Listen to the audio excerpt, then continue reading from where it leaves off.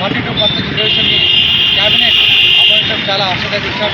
దీనికి ప్రత్యేకంగా తాండూరు నియోజకవర్గ బీసీ తరఫున రేవంత్ అన్న గారికి ప్రత్యేక ధన్యవాదాలు. ఎందుకంటే గతంలో 10 సంవత్సరాలు చూసినాం మనం.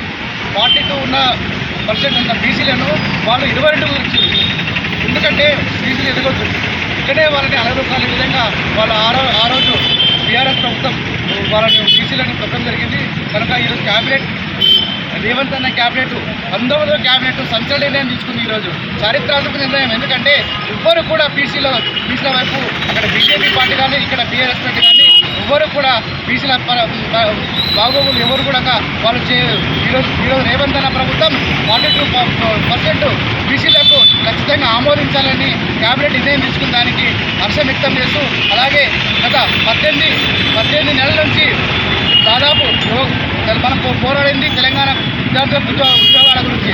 తెలంగాణ ప్రభుత్వం రేవంత్ అన్న ప్రభుత్వం 60,000 ఉద్యోగ అవకాశాలు యువకులకు కల్పించడం జరిగింది. అలాగే ఎన్నో అభివృద్ధి కార్యక్రమాలు చేస్తూ దానితో పాటు కూడా బీసీలకు మంచి మూలాలు వాళ్ళు కూడా మంచి ఉన్నత పదవులు రేవంత్ అన్న ప్రభుత్వం నిర్ణయం తీసుకోవడం చాలా హర్షదగ్గ.